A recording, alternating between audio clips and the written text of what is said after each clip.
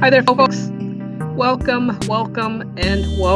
everyone. Welcome to Sonia's Real Estate Connection. This is the show where I connect you, my wonderful listening audience, to the latest and greatest information concerning today's real estate market. I want to thank you for taking the time to tune in today. Once again, I'm your hostess, Sonia Mays, real estate broker and owner of Midwest Executive Realty at Park Place in Milwaukee, Wisconsin.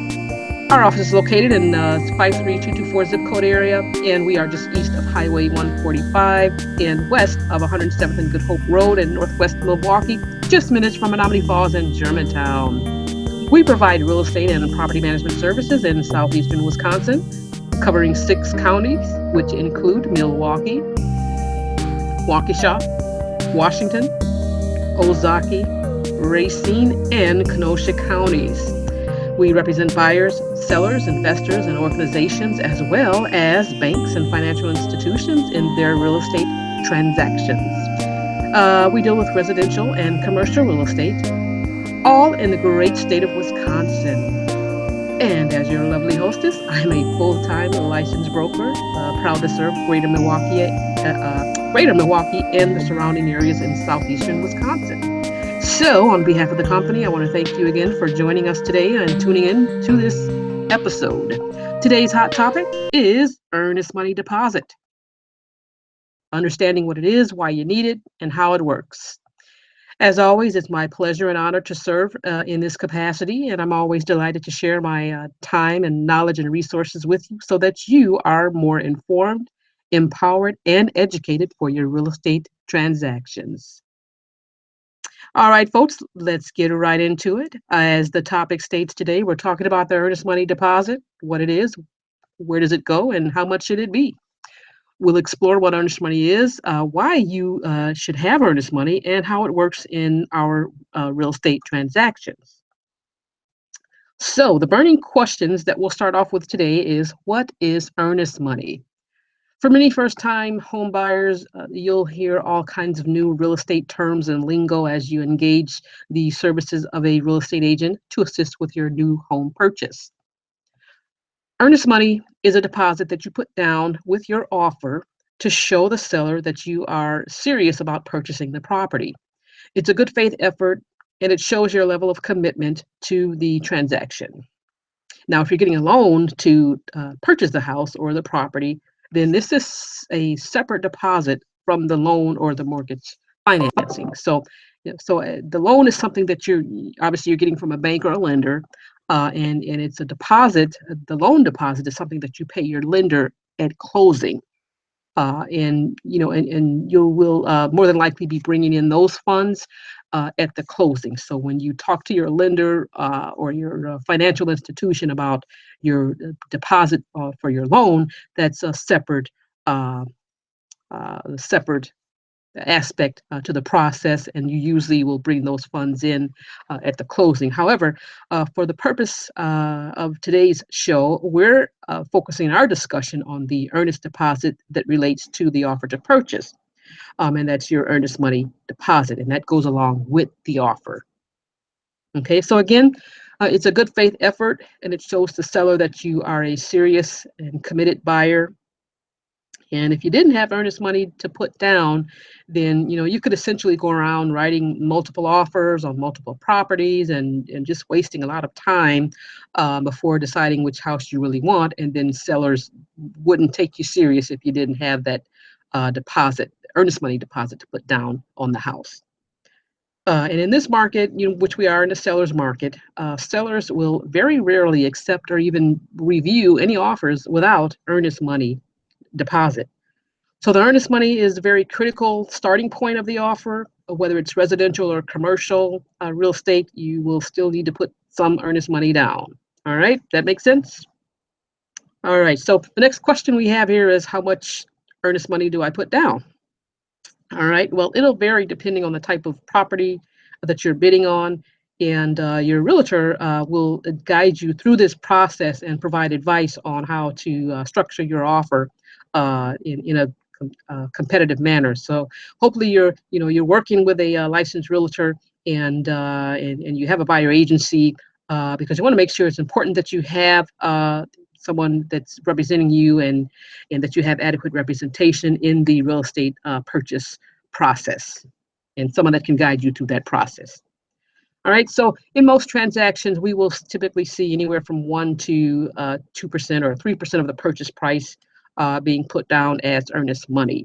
A lot of times we'll see a flat fee, say $1,000 minimum earnest money deposit on average as a solid number for earnest money on residential offers. Now, on commercial transactions, we may see a little bit higher costs or higher deposits, such as $2,000 to $3,000 or up to $5,000 on average for commercial real estate purchase transaction for the initial earnest deposit. Now, some buyers will even offer to put down $10,000 or $20,000 on commercial transactions, depending on the price point of that offer. And so it's up to the seller if they want to accept that amount, or the seller can always counter back for more or less earnest money. So when you get into the higher the price points of properties and in commercial transactions, you might see higher earnest money amounts that are going to be held in a trust account or an escrow account, or with the title company or legal firm. But for the most part, the earnest money will be held by the listing broker. And then you want to make sure that those funds are certified. Now, we typically will only accept certified funds in the form of a cashier's check or money order, or in some cases, they can be wired in to ensure proper receipt and holding of those funds. So we do not accept personal checks because, as you know, personal checks can be canceled, they can be stopped, or they can bounce. They can bounce and get kicked back for insufficient funds. So it's important to verify those funds. If you're the seller, you want to make sure that those funds are verified and that they are, that they cleared the bank prior to closing or prior to proceeding with the real estate purchase transaction. All right. Okay, so next question we have here is, well, what about REO properties, bank-owned properties, foreclosures? How does earnest money work in that situation? All right, so if you're bidding on an REO property or a bank-owned property, then there are some additional guidelines for the earnest money deposit, such as if it's a cash purchase, then most banks or REO sellers will typically require that the earnest money deposit should be 10% of the purchase price or a minimum of $1,000. So if you're offering, let's say 50,000 cash, you're doing a cash purchase, then the earnest money on an REO transaction should be 5,000 or $1,000 minimum, and it must be in the form of a cashier's check or money order payable to the listing office or title company or whoever the seller directs the earnest money to be held, or however the seller directs the transaction, or it's clearly stated in the contract. So it's important to read the contract and make sure that you follow what the contract says to do. Now, if the foreclosure property is a HUD property, if it's a HUD REO foreclosure property, then the HUD guidelines are a little bit different.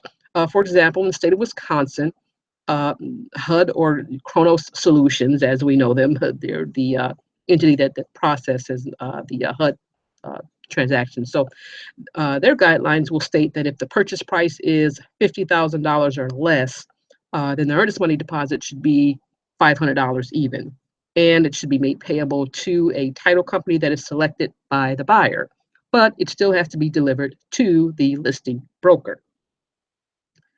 Now, it also states that if the purchase price is above $50,000, so if it's $50,001 or more or higher, then the earnest money should be $1,000 and payable to the title company selected by the buyer, but again, delivered to the listing broker. So, as you can see with HUD foreclosure properties, earnest money amounts are slightly different, but still have to be in the form of a cashier's check or money order, per the HUD REO guidelines. All right. Now, if you're bidding on a regular property or conventional property, one that is not a foreclosure, but it's owned by a private seller or an individual seller, then there may be a little more latitude in earnest money requirements. But this is something that your real estate agent will be able to tell you and convey to you what the specific requirements are for earnest money for that particular property, they'll be able to go into MLS and check the property guidelines and requirements. So, but again, most sellers will not entertain offers without earnest money deposit. And because we're in a seller's market, with very limited inventory, a lot of buyers will actually increase their earnest money to make their offer more attractive and more competitive. And that's a great strategy. Now, this is one of the strategies that you can utilize to give your offer a more competitive advantage, but it's not the only one. There are other ways that you can structure your offer in a strong and competitive manner, such as offering a higher purchase price, quick closing time, short timelines, or less contingencies. So those are some of the other ways in which you can structure your offer so that it's a strong and competitive offer. Now, remember, earnest money shows the seller that you're serious. It does not go into the seller's hands. It is held in a trust account or escrow account until closing, and you will see it come up on the closing statement as a credit or debit, depending on which side of the statement it's on, for buyer or seller. And then it'll be deducted from the overall purchase price. So if you put an offer in at, say, $100,000 and you put $1,000 earnest money down, then you'll see it on the closing statement as, the earnest the $1,000 earnest money, you will have a credit for it. So then the balance due would be $99,000, which would be due at closing minus other fees and costs and expenses that are factored into it. So you'll see this as a line by line itemization on the closing statement. And then at closing, the earnest funds will get released and transferred. And then you'll see this again. It will appear on the closing statement as a credit for you. So whatever you put down, it goes towards the overall purchase price. All right. So now, next question is, well, what happens if it doesn't close? Do I get my earnest money back? Well, if for some reason the deal doesn't close, by fault, let's say the fault of the buyer or breach of the contract, then there would need to be a fully signed cancellation and mutual release directing where the earnest funds should go. Either they'll go back to the buyer or to the seller, or it could be split both ways. Now, the form has to direct the listing broker or whoever is holding the earnest funds. This form has to direct them as to where to disperse those funds in the event the deal is canceled and doesn't close.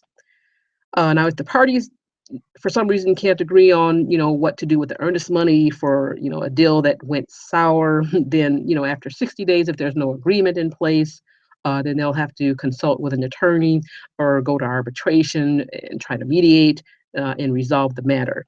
And then the earnest money would sit in the trust account until the matter is resolved.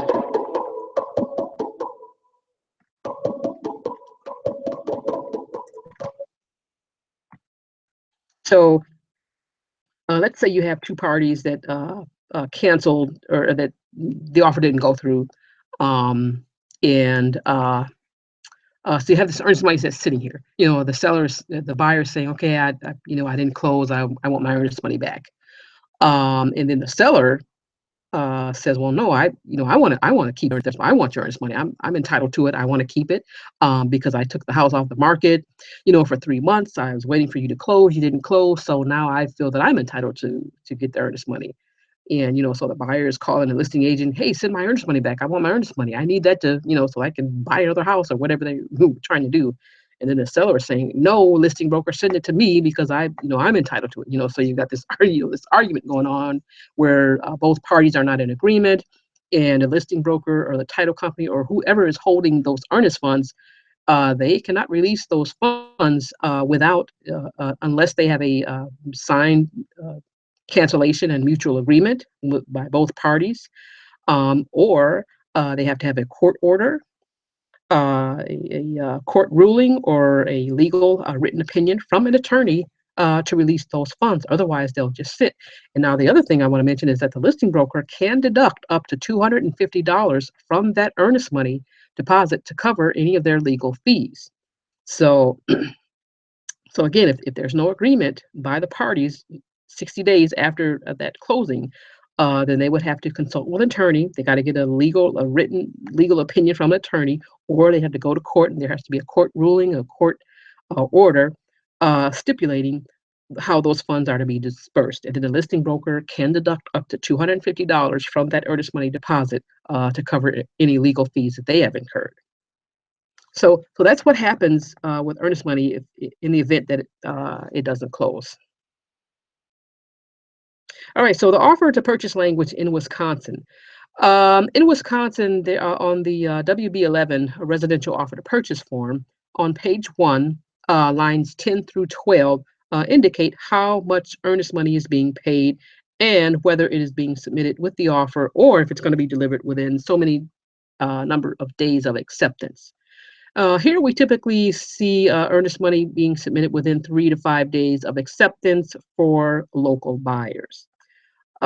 If if the buyer is out of state and let's say the buyer has to mail the earnest money through the U.S. Postal Service, then we'll allow a few extra days to account for the postal delivery and the mailing time frames for out of states. So we might say, 7 or 10 days at the most for delivery of earnest money.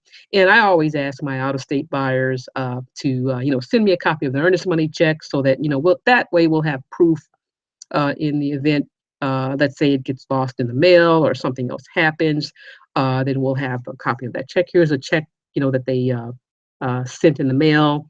Then they'll have to cancel that one and reissue issue a new one.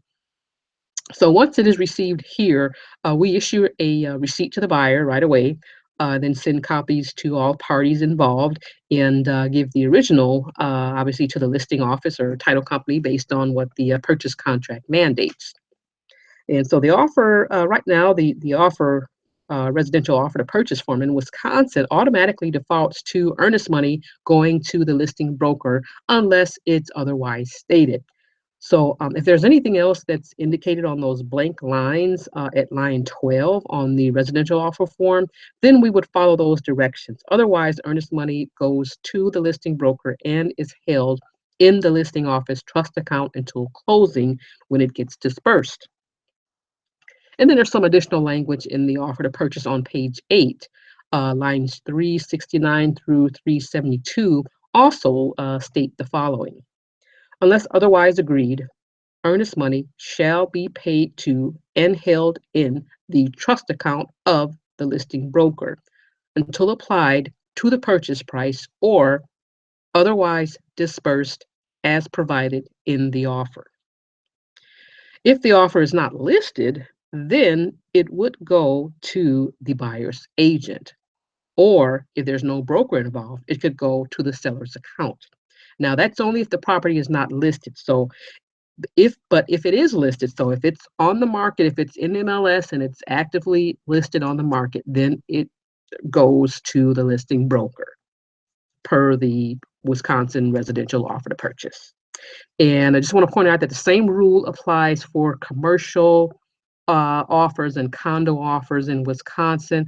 Again, on the Wisconsin offer to purchase form, earnest money is held by the listing broker unless otherwise stated. And now listing brokers are required to have a trust account to hold those funds. If they're going to hold earnest money funds, then they must have them. They must have a trust account to hold those funds. So they can't put it in a personal account or a separate business account. They can't commingle funds. That's a no-no. That's against the law. So there has to be a separate trust account that is registered with the state per state rules. All right. Well, that just about covers it for today's episode on earnest money deposits in the state of Wisconsin. And again, I just want to remind everyone that each property is unique, each transaction is unique, and there are different scenarios that may arise. So it's always best to evaluate on a case by case basis and make sure you go over everything with your licensed realtor who can explain and help you understand and navigate through that home purchase or that real estate purchase transaction. Once again, in closing, I hope that you found this information to be useful and of value. And as always, I'm available to answer any questions you might have about this topic or any other topics of interest. We seek to educate and empower you, our wonderful listeners, so that you can make an informed, educated decision concerning your real estate transactions. All right, folks. Hey, I want to thank you again for tuning in to another episode of Sonia's Real Estate Connection Hot Topics. It's always a pleasure and honor to serve our listening audience in this capacity. And just want to remind you if you have any questions about today's topic or any other topics you'd like to discuss and explore further, send them in. Give us a call. You can reach us toll free at 844 777 7725. Again, that toll free number is 844 777 7725. Or you can give us a call at the office, 414 395 8771. Again, our office number, 414 395 8771. Or send us an email. Hey, we love emails, right? Email us at info@midexec.com. Again, that's info@midexec.com. And don't forget, last but not least, don't forget to check out the website for more information on buying and selling residential and commercial properties. Anything, if there's anything about real estate markets you'd like to know, neighborhoods, community information, as well as property management and rental listings, hey, you can find all of this great wealth of information right at your fingertips at that lovely website, MidwestExecutiveRealty.com. Again, that is MidwestExecutiveRealty.com. All right, I had to change it up a little bit for you. So once again, folks, I'm Sonia Mays. Thank you so much for tuning in to the Real Estate Hot Topics, our show. It is always a pleasure. We have so much fun doing this, so you guys are really great. We thank you for all your feedback and your wonderful questions uh, that have been received so far. You guys are just amazing. Thank you so much. Again, I'm Sonia Mays with Midwest Executive Realty at Park Place in Milwaukee, Wisconsin. We are located in the fabulous zip code 53224 in Milwaukee, northwest Milwaukee, just east of Highway 145. And we're just a few minutes south of Menominee Falls, providing residential and commercial real estate services for your buying, selling, or relocation needs. Hey, remember, we're here to help. We're here to serve one family at a time. Thank you so much. It has been such a pleasure and delight. I look forward to talking to you again real soon. Make it a great day.